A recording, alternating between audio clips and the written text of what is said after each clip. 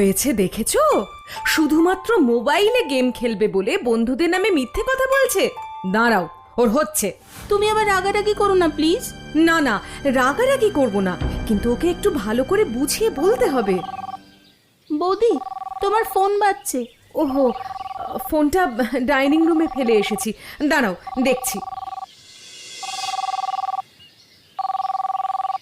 অনুজা? এই সাত সকালে অনুজা কেন ফোন করছে? হ্যালো অনুজা, কেমন আছিস? ভালো নেই রে মালিনী, একদম ভালো নেই। কি হয়েছে রে অনুজা? তোর গলাটা ওরকম লাগছে কেন? আমার ছেলেটা, ওকে তুই বাঁচা মালিনী।